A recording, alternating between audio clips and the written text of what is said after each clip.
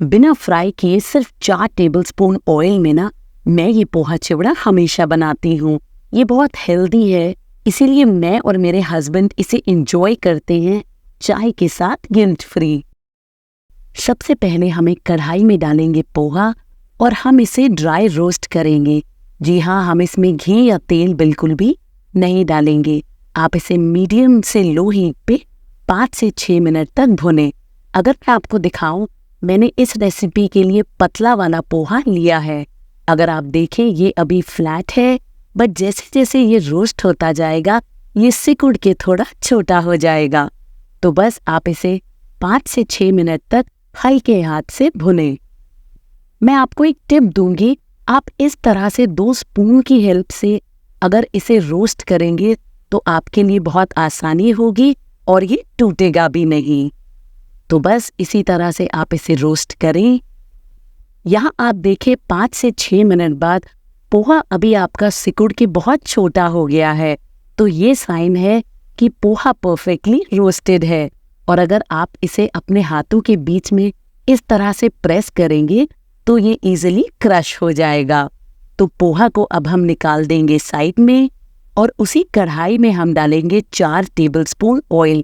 जी हाँ, हम ये पूरा नमकीन सिर्फ ये 4 टेबलस्पून ऑयल में बनाएंगे। तो ऑयल जब हमारा गर्म हो जाएगा तब हम इसमें डालेंगे रॉ पीनट्स और पीनट्स को हमें 3 से 4 मिनट तक मीडियम हीट पे भुनना है, 60% तक। जी हाँ, आप ध्यान रखें, हमें पीनट्स को 100% नहीं भुनना, क्योंकि हम सारे इंग्रेडिएंट्स इसी कढ़ाई में डालेंगे और एक साथ इसे रोस्ट करेंगे। तो कई बार लोग पीनट्स को भून के निकाल देते हैं, फिर बाकी के इंग्रेडिएंट्स को भूनते हैं। हम ऐसा नहीं करेंगे। तो आप देखें, इसमें हल्का गोल्डन ब्राउन कलर आ गया है। अब हम इसमें डालेंगे बादाम और काजू। मैंने इन दोनों को बीच में से तोड़ लिया है।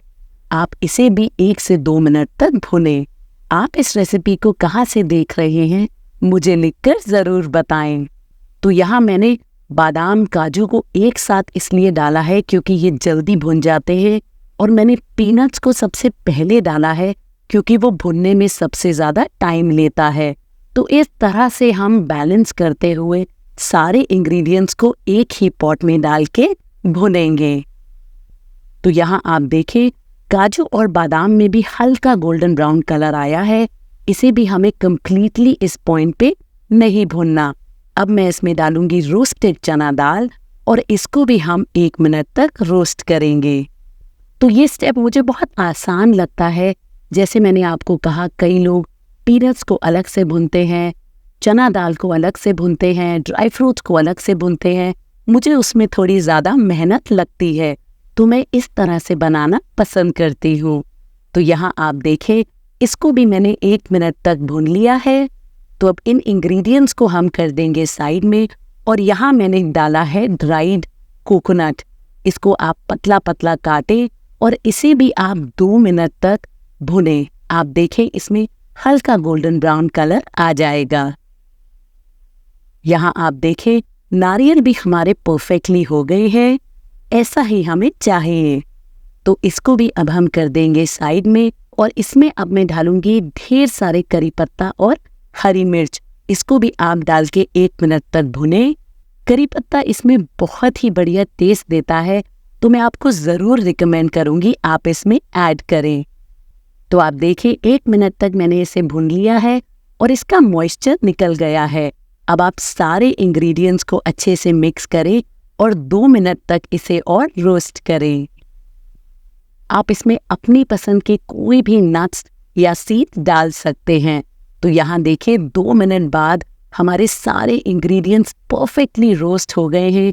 करी पत्ता भी अच्छे क्रिस्पी हो गए हैं, कुछ भी एक्सेस ज़्यादा रोस्ट नहीं हुआ। अगर आप इस तरह से ध्यान रखेंगे तो आप इसे बहुत आसानी से बना सकते हैं। इसी के साथ मैंने डाली है किशमिश। किशमिश मुझे इस नमकीन में बहुत ही बढ़िया लगती है।